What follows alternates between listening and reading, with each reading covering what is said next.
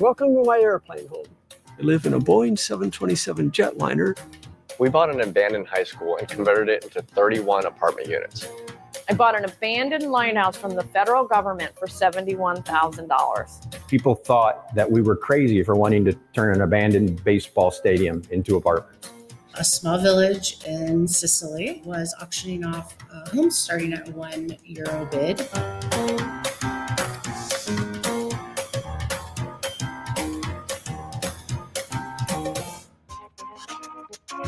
Before we bought the building, the school was vacant for about 10 years. And we were thinking a WeWork space, a concert hall, beer garden, no shortage of ideas on what to do with the space.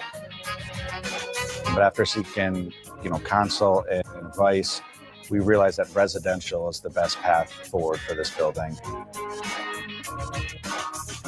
Welcome to Bowtie High, Homestead, Pennsylvania.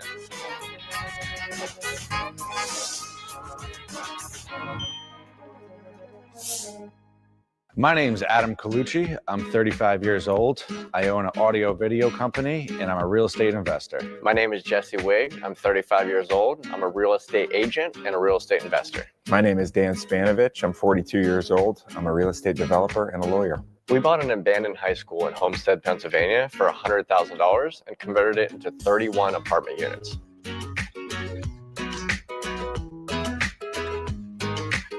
A one-bedroom apartment rents for about $1,400 a month, and a two-bedroom rents for $1,600 a month.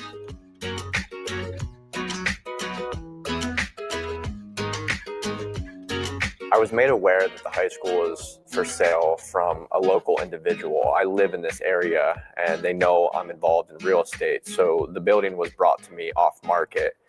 Originally, they were asking $225,000. I put the property under contract initially at $175,000. After inspections, I was able to get them down to $100,000. So we split all of the profits and the expenses based on our proportional share in the project. We started renting out the units at Bowtie in October 2021 before we had the building completely finished. And it took us about 6 months to lease up the building. All the money we make from Bowtie, we're reinvesting into the Schwab School, which is right across the street, obviously, until that construction's finished.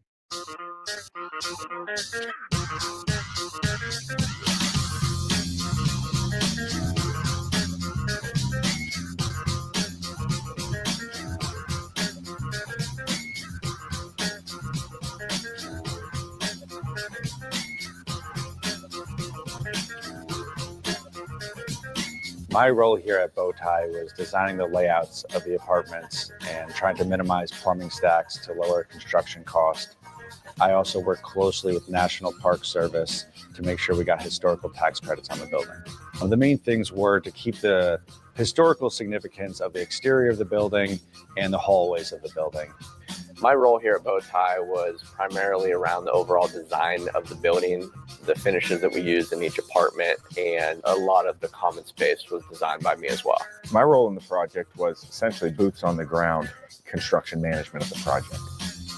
Going into the project, we were certainly concerned with the finances and the construction cost. We didn't know what apartments we're going to rent for in the area. And actually in the beginning, we were funding it with our own money. We had a bank lined up to fund the project and they backed out last minute on us. So we had to do a scramble and find a second bank to fund the project.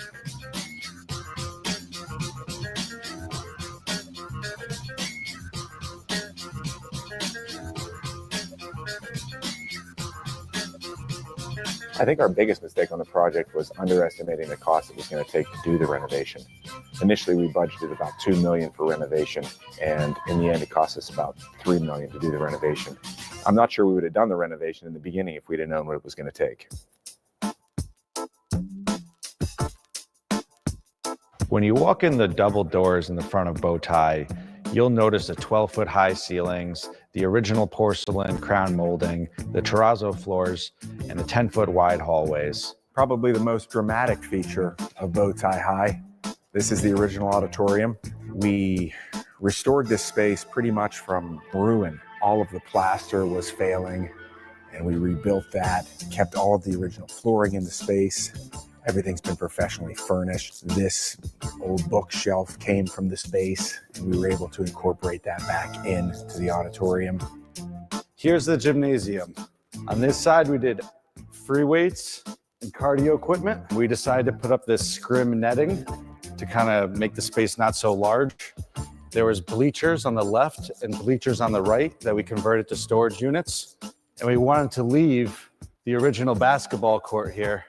Tenants are allowed to come, use this and shoot anytime they want. Welcome to the 1 bedroom, 1 bath, 750 square foot apartment. When you first walk in, you're gonna see that we're gonna flow into the kitchen here. We have quartz countertops, we have white subway tile. Also, you're gonna see custom open shelving. We have stainless steel appliances, and this L-shaped kitchen allows to really maximize the space. As we continue on, it flows into the living room. As you know, this was a classroom before, so we were able to keep the original chalkboard. And I think it's a cool element of the building. We have super tall ceilings, probably 12-foot ceilings, and massive windows as well. And this is the full bath here. A couple of design choices. We went with a circle mirror, 1-bar lighting, and the hexagon tile. And entering into the bedroom here, as soon as you come in, you're gonna see a ton of natural light. We have windows on almost every side of the room. We have a bunch of closet space, full walk-in closet with washer and dryer as well.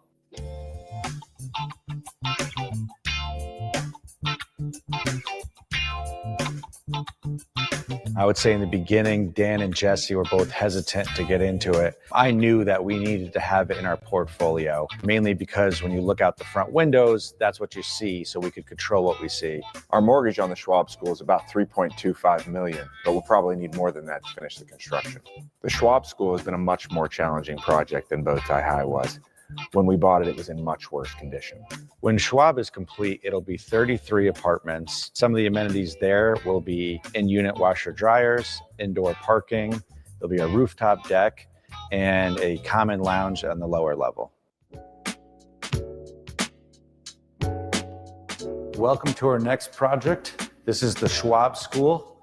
You'll see this amazing staircase. We're actually gonna do a 5-tier chandelier here. Beautiful, gigantic windows with natural light. So we're here on the 2nd floor of the Schwab School. We've got about 7 units per floor in this building.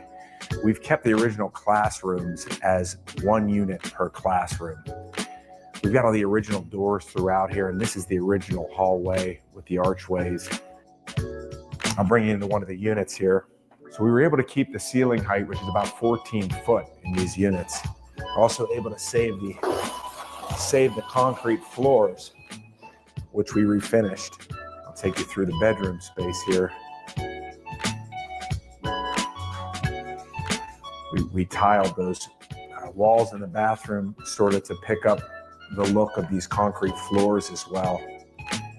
Huge windows throughout this space. All of these windows are 4 foot by 8 foot tall. So we've got an elevator going in here that's going to service all of the floors. Mostly 1 bedrooms throughout the building. And these units will look out onto eventually what will be our rooftop deck above the parking garage. Most of the people in the community couldn't be happier with the renovations that we've done.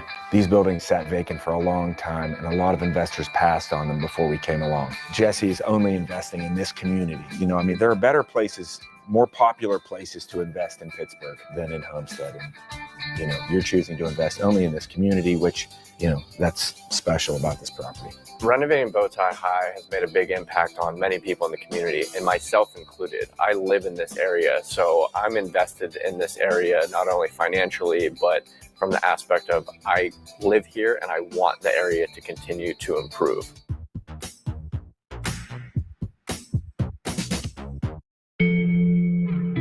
Most things in life are never perfect. If you're successful, they're sort of half perfect and the best you can hope for. But with a jetliner home, there's precious little disadvantage. I never really perceive any downside. That said, it's a salvage jetliner. It was hardly the perfect execution. Hi, welcome to my airplane home. My name is Bruce Campbell. I'm 73 years old, and I live in a Boeing 727 jetliner in Hillsboro, a suburb area of Portland, Oregon. I'm an electrical engineer. I'm a classic nerd. I'm a circuit design engineer. I no longer work for income, but I'm as active as ever, as best I can judge.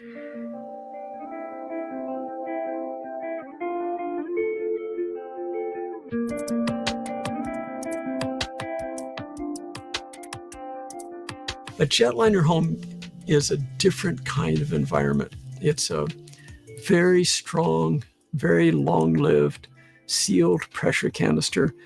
The design and elegance of the structure is just heads and tails above any conventional home I'm familiar with. And when you live in a structure like this, you feel a little more dignified, you feel a little more fulfilled with your life. And if you're an engineer or a scientist or anyone who appreciates the elegance and beauty of aerospace technology, it's just a happier place to live.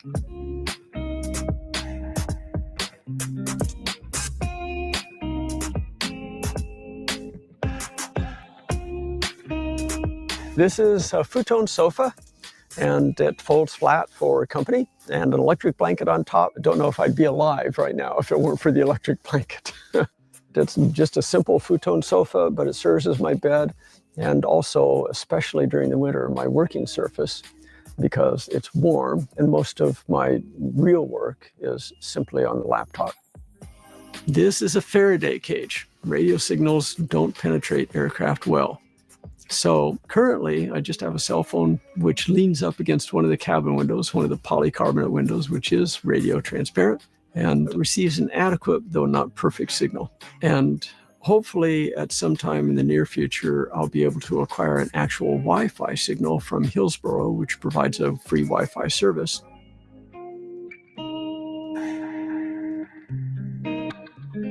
She understands my love of the vision, but it's not really her take on our home environment. However, it's no problem, of course. Those sorts of differences are what makes relationships so rich. This is my primitive shower, and it's only partially fabricated because in earlier days I needed an indoor shower, but I had much higher priorities. However, the outdoor shower was so harsh that I had to establish at least some place where I could take an indoor shower. Here's a guest lavatory, my lavatory. There's a temporary sink and a clothes washer. Kitchen area. Not much of a kitchen. I'm a nerd. I don't cook. 727 food service cart, which serves as my pantry. The microwave oven and the toaster oven are sufficient. And in fact, I almost never use the toaster oven. It's almost always the microwave oven. That's my fridge, which is getting a little sparse. So I'll have to make a trip into town and load up again. When I was a kid of perhaps about 15, my family and I were watching the news. They showed file footage of one of the boneyards. At that time in my life, I had no idea such places existed. It was amazing to me. There were aircraft parked wingtip to fuselage as tightly as they could pack them for as far as the eye could see. My jaw dropped and I thought, oh my God, that's incredible. There are thousands of them and they're just sitting there. Why can't I have one? Shortly after graduating from college, I purchased this real estate property, the 10 acres of land which my aircraft resides upon. And I paid the mortgage off quickly.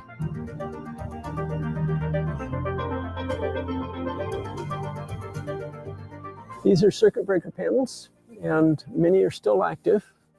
For example, this is dome red. Once I break the circuit breaker, we lose dome red.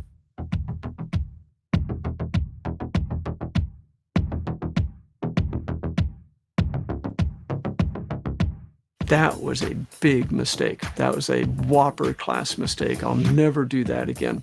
Salvage companies are wreckers.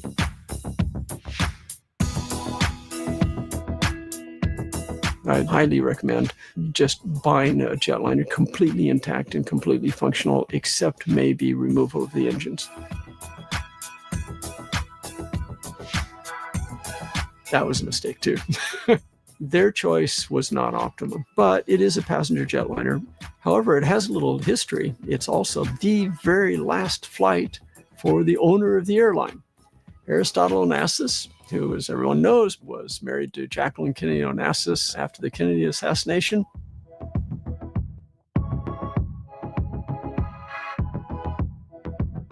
And so what you see in the forward galley now is Aristotle's ghost. This aircraft was all tourist class. There was no business class, no first class. It was tourist from flight deck all the way to the tail. And so the few seats I've retained are tourist class seats because that's all she had.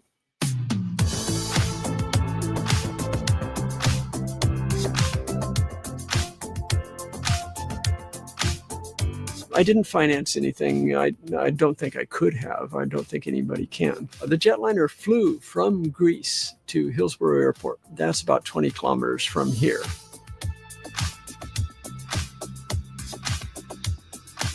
The engines and APU and many other elements were removed at the Hillsborough Ferry Complex, and she'll never fly again. This is an image of the aircraft during transport.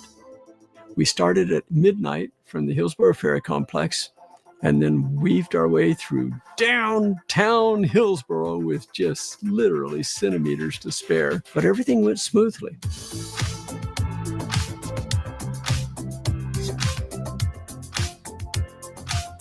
First time here? Ah, okay.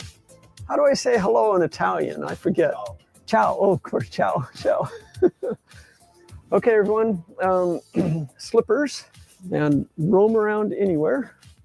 And let me introduce you to some friends as well. This is Naomi-san, Naoko-san, Junko-chan, Kaori-chan over there, Taka-kun, and Sai-chan. I think Sai-chan is displaced for the moment. My friends are trying to warn you that the seats are not currently secured in their tracks. And they have no outer legs. So if you sit in an outer seat like my friends are, the row will flip. My guests fulfill my life in very great measure. Now, I love them dearly. They're like family.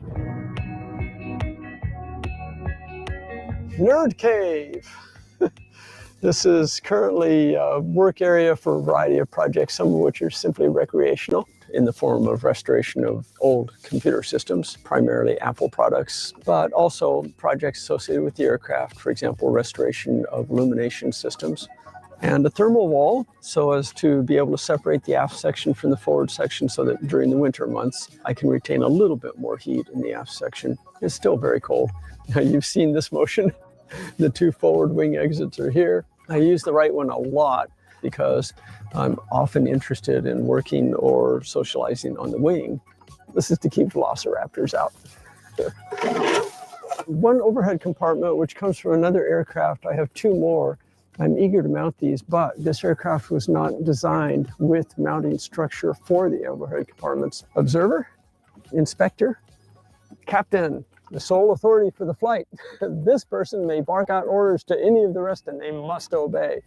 First officer and flight engineer. The flight engineer station is now obsolete. The aircraft are much more refined and automated, and this position simply isn't necessary anymore. And the main entrance door is there. It's the largest access door in the aircraft. The first step is a big one. This is the main landing gear. And main landing gear strut, it's inflated to very roughly 1,200 PSI. Only about 800 PSI is necessary to support the aircraft. The rest is excess. My temporary left landing gear support structure was rotting. So I needed to support the aircraft in such a way that I could levitate the left landing gear, remove all the old material. I put a lot of it back in, but I restructured it in such a way that the rotting elements were on the outside or discarded, and rebuilt the structure. It's good physical work. It's also dangerous. You must be very careful because basically you're lifting and lowering a house, and if you make a mistake, it could kill you.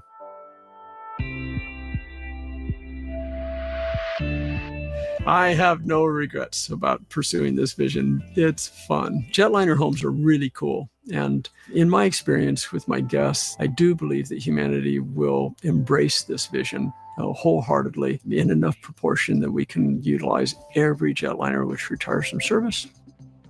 The most awkward element of my life right now is that this jetliner, which I adore, is in the wrong country. It's in the wrong place for me. My dearest friends and loved ones are in Japan. I want to live in Japan or share time between Japan and New Zealand. My challenge is to execute a second project, and then hopefully a third one, and then hopefully a fourth and a fifth and a sixth and a 99th and the 999th and so on.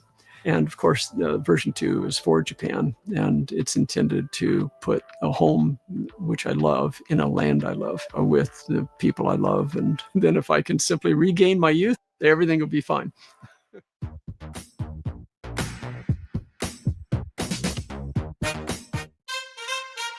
So living in a lighthouse is not like living in a regular house. First of all, the access. You can't drive up to it. You have to park about a half a mile away.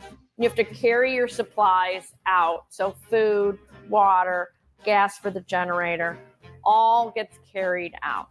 But once you're here, it's like no other experience. Welcome to Fairport Harbor West Lighthouse in Fairport Harbor, Ohio. Come on inside.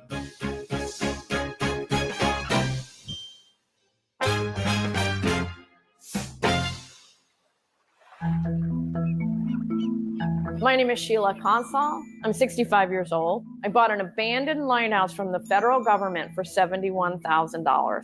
It's in Fairport Harbor, Ohio, right on Lake Erie.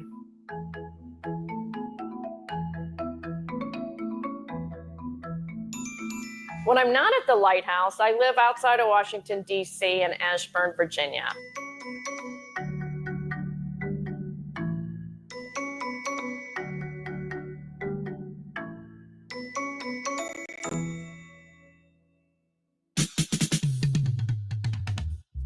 I was looking for a summer home, someplace that was a little cooler in the summer. I heard about the government auctioning off lighthouses.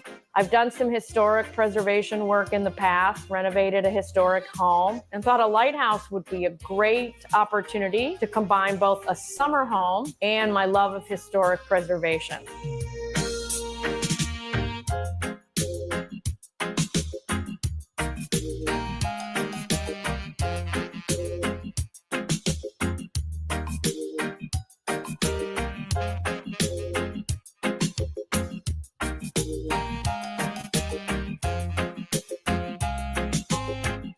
All the windows were broken. Plaster was falling off the walls. There was so much to do. It needed painting desperately.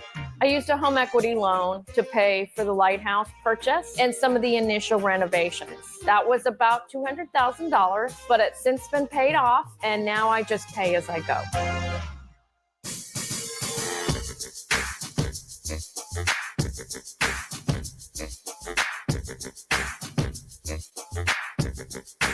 The renovation process has been long and arduous. Even though I'm located in a state park, you have to walk a half a mile from the parking lot through a sandy beach. And sometimes the water makes it so that you have to get up on the break wall and come in that way. For large items, all of that had to come by boat.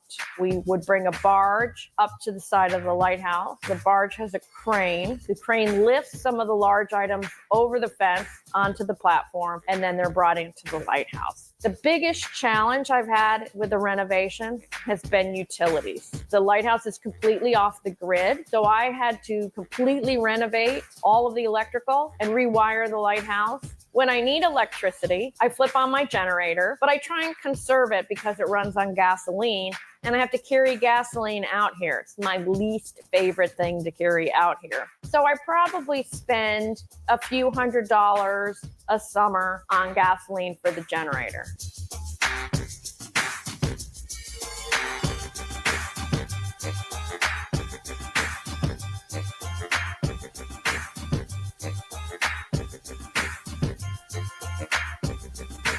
A lot of that has gone to a full kitchen, all the water treatment equipment, fully redoing the electrical in the entire lighthouse, also plumbing the entire lighthouse.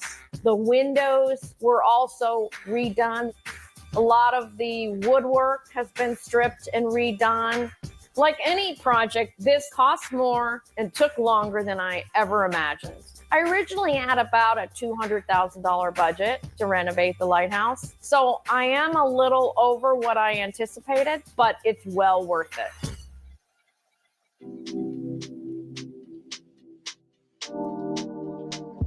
This level's been fully refurbished now. We have a dining room. We have an amazing kitchen, complete with granite countertops, appliances, new cabinets. Over here, we have our living room, and we have a small utility laundry room over here. One of my favorite things about the lighthouse, and probably everybody's favorite thing, is this cast iron staircase all the way up to the second floor, and there's another set beyond that. So the windows on this main level were one of the first projects I did, mainly because I needed light and I needed the air. All of the glass on these windows were broken out, as were the windows upstairs. But these were all hand stripped, all the paint was stripped off, the glass was replaced, the rope was redone and attached to the weights. So now they all fully function. One of my other favorite things that we've done is commission some beautiful stained glass windows. I keep a wall here of some of the volunteers who've come in along the way to help me paint, clean, refurbish, and really renovate this lighthouse. We're downstairs now in the platform of the lighthouse. This level, when the keepers lived here, was also a mechanical level, very much like it functions now. There's a large room back there, which is a cistern. The cistern holds water. Right here, we have a wine cellar, one of my pride and joys. This room is our bunk room. It's one of our 3 bedrooms. This room originally was where the coal boiler came. We also have a fully restored bathroom here for this bedroom. We use composting toilets because we're not connected to the water or sewer. And I have to collect rainwater, which goes into the original cistern downstairs. From there, that water is pumped out, treated, and is available for use in the lighthouse. Let's go upstairs. The keepers lived on this floor. The floors here are original. The dark brown floors, they were all redone. We had to refurbish a section in the middle. So I decided to put the compass rose in there. Here is the original bathroom. You can see the white hexagon tile is original to this bathroom. Everything else has been brought in during the renovation. We'll go here to the yellow room. This room was the kitchen. If you look over there, that's a chimney that you can see outside, but it's where the stove would have vented. This room, which is now the master bath, had some lines here, horizontal lines indicating shelving. So this would have been the pantry. Welcome to the service level. This level was used to service the light. Now it's used for mechanical equipment. Welcome to the Widow's Walk. We're here at the top of the lighthouse. This is the current beacon. Point out a couple of my solar panels, trying to generate some solar energy, as well as a wind turbine. This is the National Weather Service weather station. Look all the way up to the top. You'll see the little whirligigs going. Otherwise, enjoy the view of Menor Headlands Beach and Headlands State Park.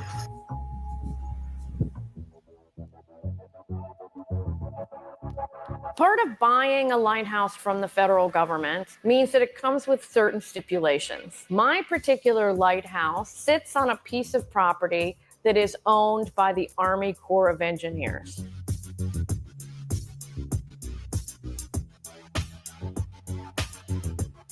If I make it to 25 years, then we'll probably renew the lease again, and there'll be an additional fee.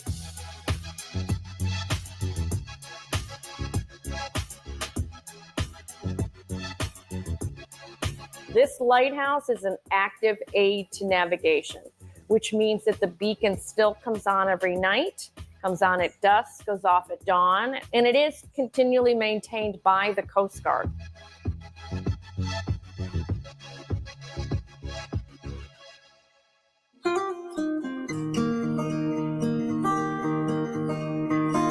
One thing that was very important to me when I bought this lighthouse is that I understood that this was part of this community of Fairport Harbor. So in 2012, I had my first open house where I invited people from the community to come in and take a look. Ever since then, we've had an open house around the lighthouse's birthday, which is June 9th.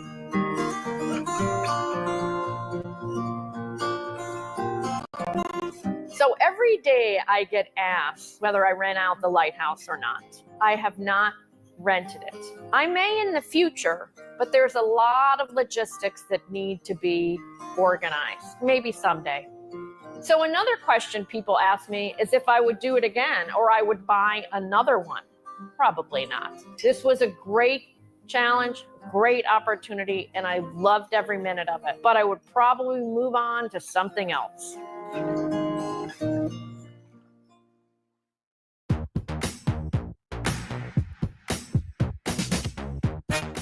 In the late 2010s, towns around Italy started going viral for selling off crumbling properties for €1. This is a €1 property. We can't walk in because the floorboards need to be redone and also the roof. The goal? To get foreign investors to buy up the houses, rehab them, and get dwindling population numbers back up. I have never done a renovation like this in my life. There have been 4 million moments of frustration, exhaustion, contemplation. Of course, there's a catch. The €1 purchase is symbolic and just the start of more expenses down the line. I am making the house of my dream. I'm expecting not to exceed 40,000. That's my budget. I would love it to live here. You got all the view. Oh my goodness. So how much does it really cost to buy and renovate a €1 home in Italy? And is it worth it?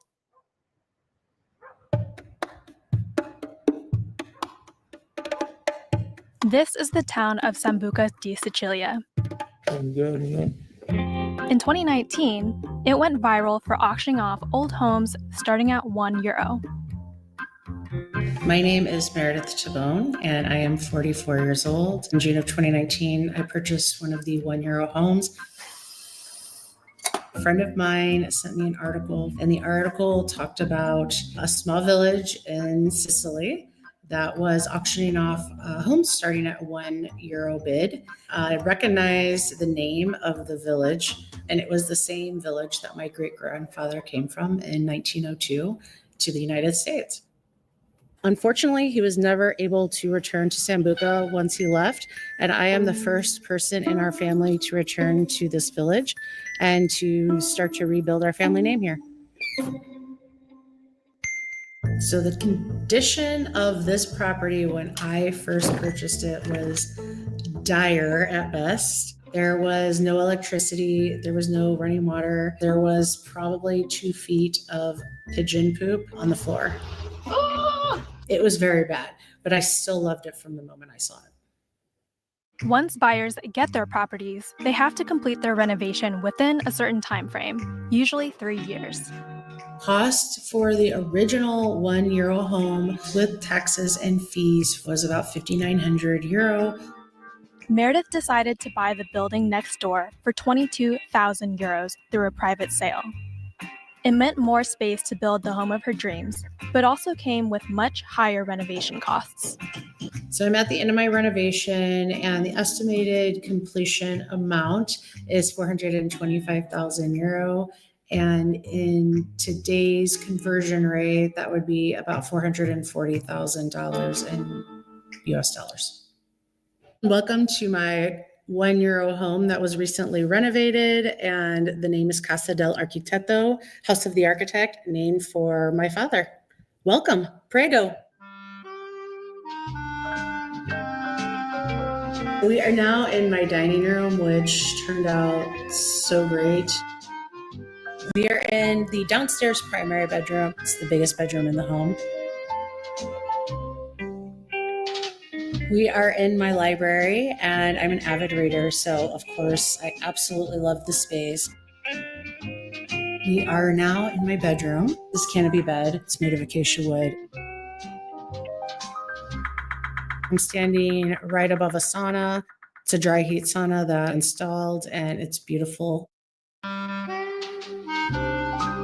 When I purchased the homes, there were no terraces, and we ended up being able to put in 2 really large terraces. That was another huge structural change. I will never sell this house. I've had many offers. I have a cousin. I've already told her she can have use of the house. if I pass away before her, and then after that, it's going to be donated to the village. Prego. Grazie mille. Thank you. This is wine for a dinner party I'm having tonight. So now that my renovation is complete, I'm thinking I want to try to spend 4 months a year here. 2024 will be my first experience with that, and we'll see how it goes.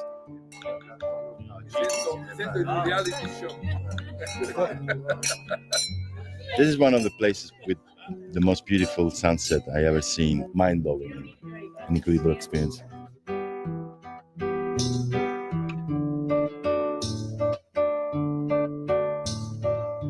One of the most well-known towns with a €1 scheme is Musomelli, where more than 100 homes have been sold for €1. In the 50s, roughly 16,000 people lived in town. Today, there are just under 10,000. Purtroppo molti giovani sono andati a lavorare al nord Italia o all'estero, appunto per cercare fortuna e per trovare delle condizioni di lavoro migliori. Of course, it's always sad when you leave, especially when you leave for work. You leave behind your loved one, your street, your house, everything. So it's very sad that. Musomelli has seen an especially high level of interest from the public since it launched the €1 home program in 2017. Mi chiamo Toti Nigrelli e sono il vice sindaco di Mussomeli.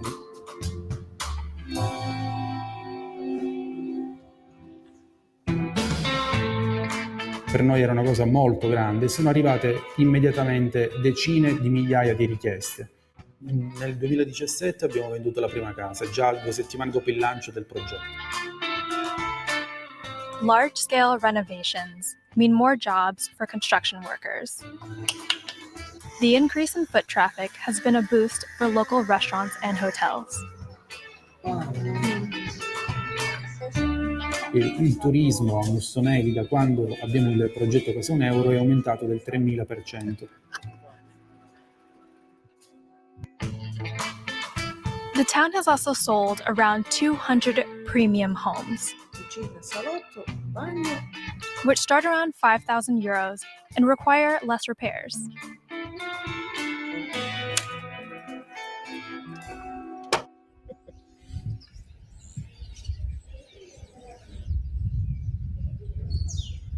I think pigeons were created here. Ernest Fromm is an American who bought one of these premium homes for €15,000. My name is Ernest Fromm. I'm 54 years old. I purchased this home. I'm very happy with it. It's 4 stories, 2-bedroom with a living room. It's big and beautiful.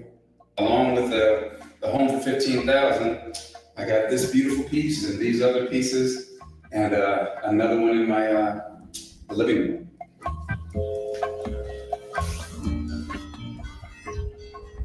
This is what sealed the deal for me. This view, I had to have this.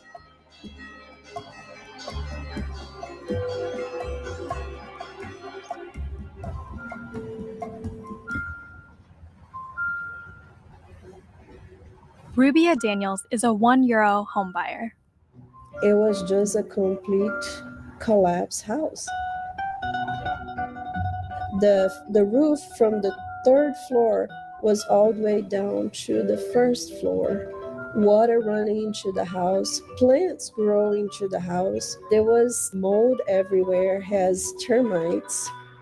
Even though the houses were fully collapsed, it was just excitement for me because I work in construction. I can see the final result. This is my €1 home.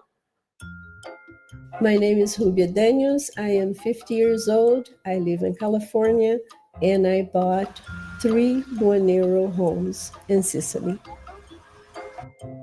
She has 3 dream projects: a restaurant, a wellness center, and a vacation home. Rubia says renovating a house in Sicily takes a lot more time than it would back in California. Then again, it's also a lot cheaper. I budget the renovation should be about $20,000, and I spend a little bit over that amount. Chiamo Rubia. Ruby, piacere, Vincenzo. Vincenzo. For 35,000 so far, I was able to get an Italian kitchen. My bathroom has beautiful marbles. I have a historical stone wall, and the house is just incredible. I'm expecting not to exceed 40,000. That's my top limit of my budget, which I wouldn't be able to do back in California because the cost will be much higher there. This part over here is going to be my office. And I have a balcony that faces the main street. This is one of my favorite parts of the house. This is going to be my art studio. This roof was fully collapsed. This part over here is going to be the master bedroom. I can only imagine waking up and seeing this view every day. Incredible view of the valley. This is my second balcony right next to my master bedroom. And this is perfect to sit down, watch the sunset, have a cheese and some wine. Rubia plays a large role in encouraging other Americans to buy into Musameli's housing program. I'm Alfredo Ramirez. I am from Petaluma, California, Northern California. Okay, I'm Elena Ramirez. I'm from Petaluma, California. I'm his mom. On a recent visit, Rubia hosted 2 friends from California on their first trip to Musameli. They used their vacation to tour homes for sale. There is a lot of options here for homes. Bathroom, large bathroom upstairs as well, as well as the kitchen. And you've got a little terrace as well. Looking around probably 10,000 euro or less. Interested homebuyers from around the world visit every week, including the US, Belgium, South Africa, China, and Russia. Yeah, I'm looking for possibly retirement, kind of like see what's out there in the future. The housing back home is very expensive, very crazy. So I just wanted to see what's available in Italy. Saw a house here for 22 grand. I mean, it's quite a steal if you look at how big it is. It's incredible, We just need to move. I mean, get the catch.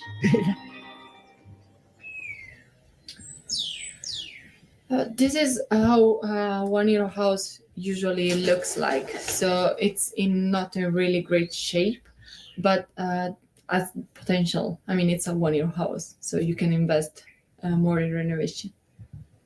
For some, renovations don't always work out. My name is Danny McCubbin. I am 59 years old. Danny made his first visit to Musameli in spring 2019, after hearing about its 1 euro scheme. I always wanted to buy a 1 euro house, so I saw 27 houses, and then the 28th house was the one that I actually bought. So this is my 1 euro house.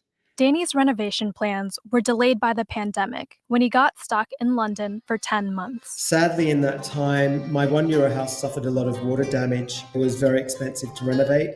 In the beginning, I got a quote around 15,000 euros, and then that cost doubled by the time I arrived here in 2020.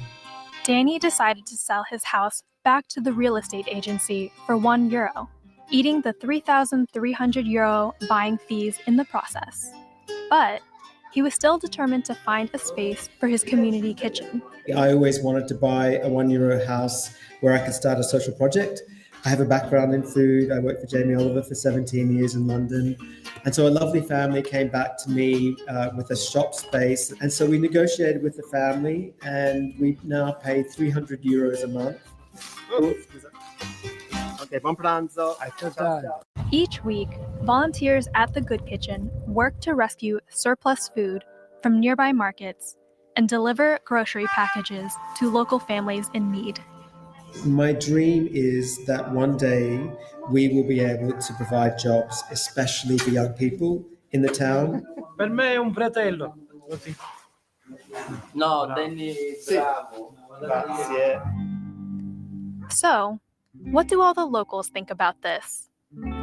And how is it impacting the culture? In 2021, a group of young professionals in Camerata started a nonprofit called Street 2. I'm Gianluca. I'm 30. Sorry, I forgot my age. I'm Martina and I'm an architect. Ciao. Ciao. I came back to my hometown a few years ago. I just want to give a chance to my life here. The volunteer group advertises cheap houses at a sustainable pace, so prices and changing demographics don't get out of hand.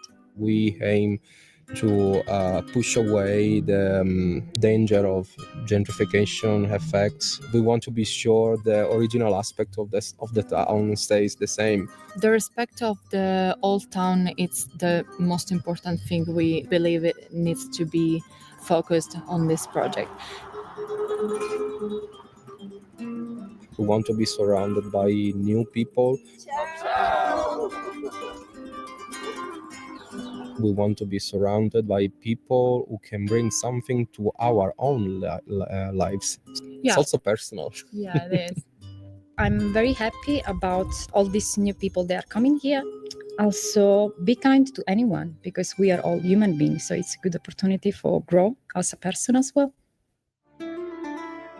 Each town handles its own €1 program, so it's hard to say how many homes have been sold across Italy since the concept took off. Experts estimate the campaigns have attracted thousands of visitors who've bought cheap houses across the country. For me personally, one of the biggest challenges has been the slowness of life. But if you ask me one of the best things about living here, I would probably also say the slowness of life. The biggest challenge for me is just the amount of carbs that they consume. Other than that, life is beautiful. Sì, abbiamo lavorato con altri paesi che vogliono lanciare il progetto Case €1. Uno di questi è il comune di Caltanissetta. Sono stato contattato da un consigliere comunale appunto che ha voluto lanciare questo progetto a Caltanissetta, lo abbiamo aiutato e da circa 2 mesi anche a Caltanissetta è nato il progetto Case €1. Allora, come casa ad €1 sono rimaste ben poche, diciamo sui 10-15 case. Invece delle case in migliore condizione ce ne sono una marea, più di 100. I do sometimes feel cringy when I have people reach out to me and ask me about if they can purchase a home here and they can renovate cheaply and make money if they use it as an Airbnb. I'm very grateful that I do not know anybody doing that because I do not want this to be a village of Airbnbs. Environmental wise, I think using those buildings is a much better concept than having to develop something new. A lot of people refer to this as a revival of this town, and I like to think of it more as a renaissance.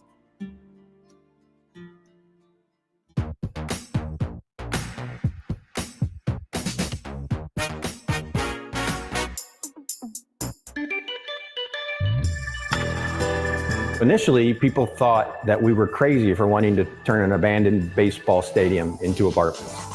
There were 2,000 cash for clunker cars parked on the infield, 4-foot-high weeds, and 15-year-old trees were growing up in the infield because the property hadn't been used as a baseball stadium in quite a long time.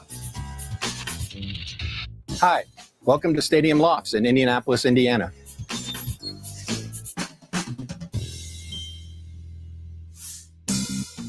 I'm Michael Cox, and I'm 54 years old.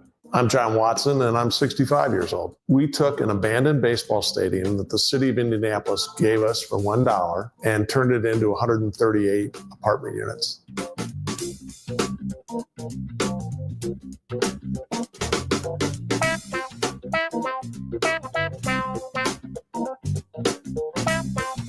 There are 4 owners of the project. It's myself, my 2 sons, and Michael. My youngest son was a development associate and worked for us at the time. My older son is a passive investor.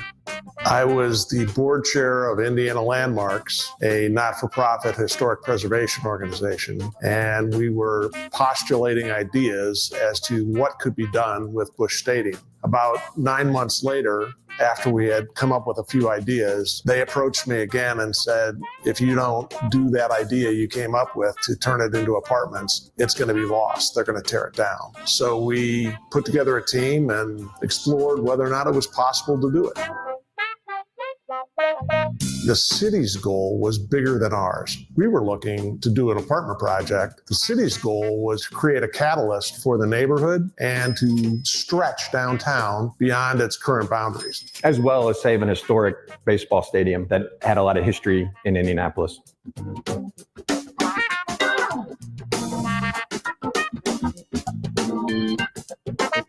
As a condition of transferring the property to us, the city mandated that we build an additional 144 units outside of the stadium. Those units were built in 4 separate buildings adjacent to the stadium.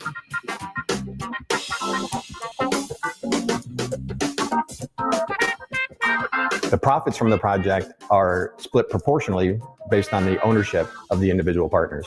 The cash flows from this project have been used to create other projects that we've done, as well as we're constantly reinvesting back in this project to maintain it as a great place to live.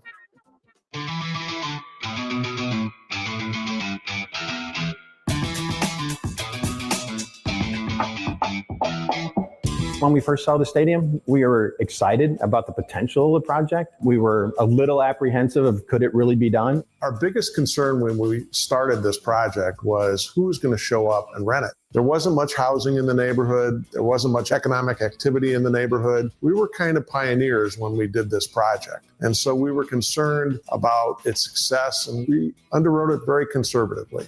Busch Stadium, from a technical standpoint, was probably the most difficult project that we've done in terms of solving the construction and engineering issues that needed to be resolved in order to be able to build the project, while maintaining the character of the building and also while turning it into apartment units people would want to live in. In the renovation, we wanted it to be stadium-like. We didn't want to take all the stadium character away. So we designed it such that when you walked into the stadium, you felt like you were walking into a historic stadium rather than an apartment building.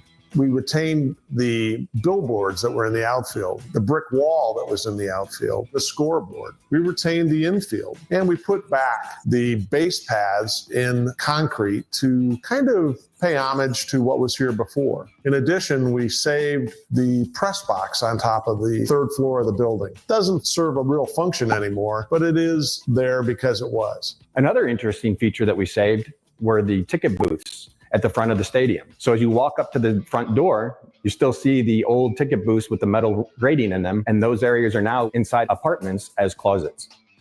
The budget for renovating Busch Stadium into apartments was about $14 million, and we stayed within budget. The original construction loans have long been paid off, and they've been replaced with long-term permanent financing. The Stadium Flats project was built about 2 years after the Stadium Lofts project was completed. At that time, when we opened, all of those were fully leased as well. The overall development cost of the Stadium Flats portion of the project was about $13 million.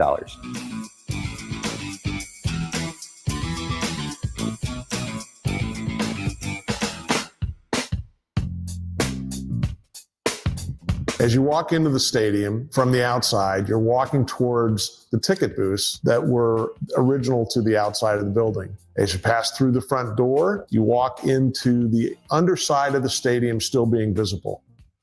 Hi, come on into one of our study rooms. So we have 3 study rooms here, and they're located under the grandstand. So we have high ceilings all the way up to the old grandstand. Lots of open space and lots of light. Come check out our fitness center. The fitness center is another one of the spaces we built under the grandstand here. We have spaces for cardio, whether it be treadmills or bikes, free weights. And down on the end, we have another space to do personal workouts with a bench and dumbbells. Also in the fitness room, we have further sort of accented our decorating by putting some images from the old stadium on the windows. The last space we constructed under the grandstand is our bullpen. Originally, this was a conference room. You can also see in the bullpen, we have old ticket gates where the turnstiles used to be. We left installed and built walls in and around them. We also built a courtyard for our residents to hang out in. Come on in. In the courtyard, which is adjacent to the field, we built a gas fireplace, tables and chairs, and a nice place for people to hang out. Welcome to Section 304 of Stadium Lofts.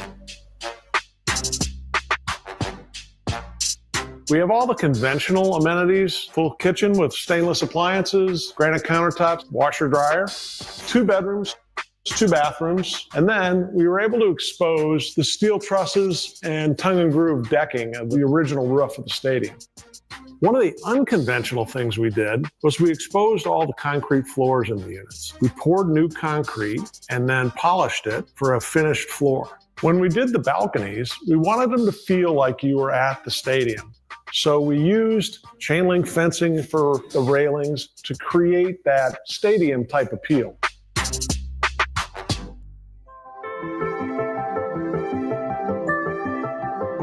For me, completing this project, I found really satisfying. In one way, it was the culmination of a childhood dream. I played baseball growing up, and I always thought maybe I'd get into the Hall of Fame as a baseball player. When we opened the project, we did tours. There was a tremendous amount of interest by people in Indianapolis coming to tour this project because almost everybody had been here for a baseball game sometime during their lifetime. And many people, this was the first experience they had going to a baseball game with their dad. So the connections were deep and people couldn't wait to come tour the project. The neighborhood and the public and the city were all ecstatic that we were able to save the building and bring some new housing to this neighborhood.